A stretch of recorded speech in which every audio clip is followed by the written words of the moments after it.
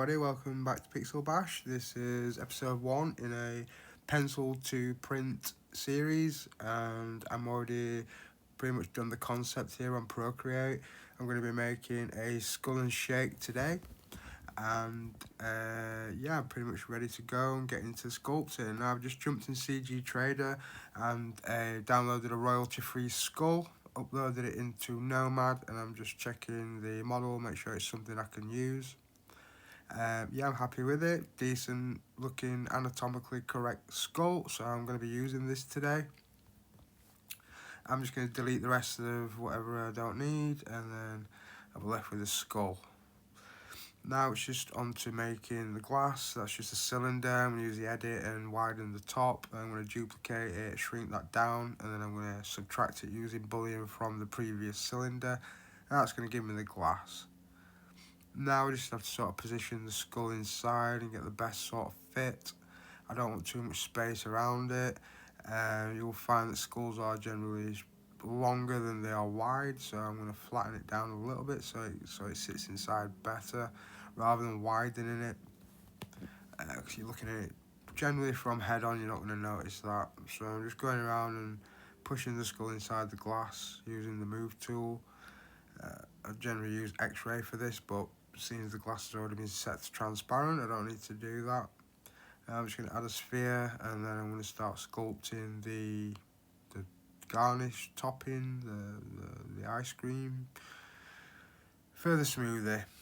I'm just going to be using the drag and move brush to sort of manipulate the clay and move it around to where I want it to be. After I get sort of the best use out of it and the topology is getting all whacked out, I'll do a quick remesh, and then I can sort of smooth those areas out again, and that gives it more of a liquid look.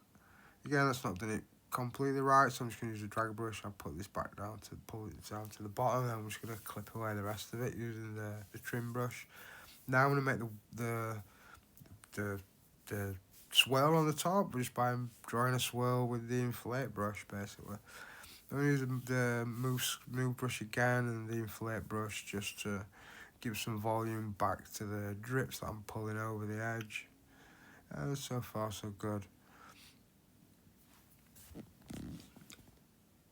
This sculpture will be available on the Patreon. It's going to be free to everybody. All free members, you don't have to subscribe, you just have to sort of join the Patreon as a free member, and then you get this file for nothing. Now I'm just going to sculpt the drip, the defrosted cream, the liquid for the bottom that's going to drip around the glass. So again, I've just used a sphere, manipulated it, I've trimmed off the bottom and the top. In my head I wanted it to look sort of like milk, which would be defrosted ice cream, and sort of flat and just sort of like a small puddle, basically.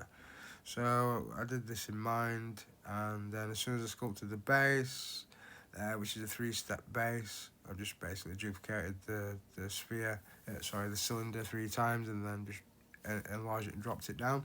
But as soon as I did that, I realised it was just definitely too flat. So after adding a little bit of volume, I decided, you know what, it needs a lot of volume. So using the inflate brush, I added a lot more volume to the drips on the base, and then that looked a lot better. After I was happy with that, I subtracted the glass from the drip at the bottom so it could sit flush inside it when it was going to be 3D printed. That's pretty much good to go. I just need to subtract the base from the drip as well, and that's pretty much it. That's the base and the drip done. So now I can think about the top and finish off the model.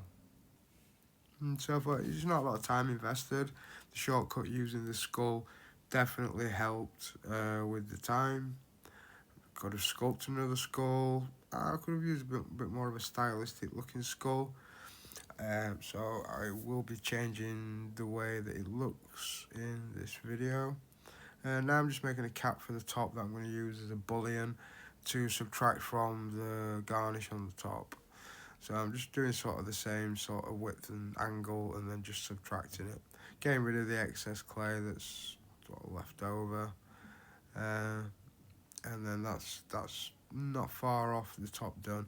I do need to re-subtract the glass now again from the garnish, and then that's sort of the garnish done.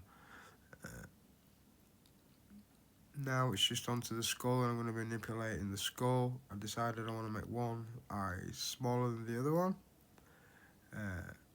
So I'm just sort of using the move brush, and I'm just moving around the clay to get the desired look. And when I'm happy with that, then I'm going to start making the garnishes.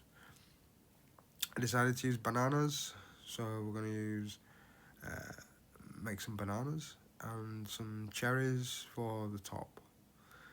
I did actually find a skin from CG Trader, which again just saved a little bit of time, and I'm just plonking that around my banana and then that should be it.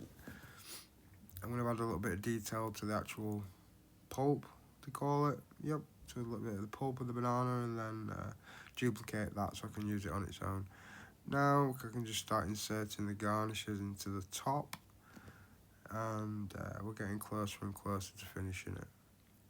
Looking at the original sketch, there's a few cherries in there as well. It's going to be really easy, it's just a sphere.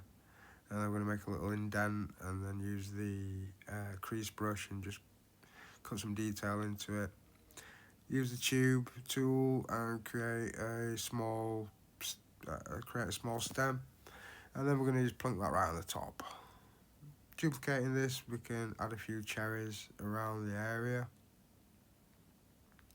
These will be copied and bullioned from the actual ice cream garnish, so they can be painted separately, and it's going to be easy to construct as well. Now I've just used a cherry and flipped it around and decided to stick them for the eye sockets. And now adding a small cylinder with a little bit of a smooth, we can create some hundreds and thousands. It's a bit tedious doing it this way. I know in other programs there is much easier ways of doing randomized sort of things like this, but I have to go with the flow at the minute, and I'm just using Nomad. So if there is a better, easier way to do it in Nomad, please give me a shout in the comments. I'm always eager to learn, and I know nobody knows it all, so I'm just waffling now. So I selected everything, and then we're going to separate everything up and then sort of get things ready to be able to 3D print. I made a bit of a hiccup there. I deleted the eyes thinking that they were just some random cherries that shouldn't have been there. And lo and behold, I didn't know that they were actually the eyes. But there's a silver lining.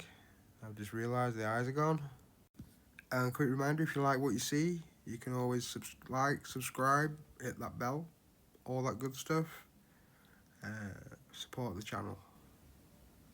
Again, we just rotated the cherry, put it into the eye socket, and now this time I'm going to make a slightly bigger pupil eyeball, and the one in the other socket is going to be a lot smaller, just to match the size of the socket. I said this is going to be printed, and I'm going to be constructing it and painting it as well. That's going to be in another video.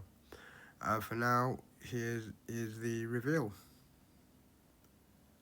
So really happy with how it came out.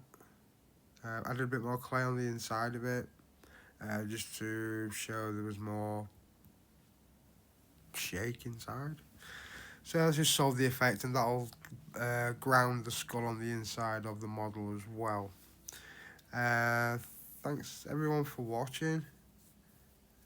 Hope you've had a good time. Hope you've enjoyed the video and you've learned something. And as I say, go and grab yourself the model from Patreon. Thanks again, guys. Ciao for now. That's my place.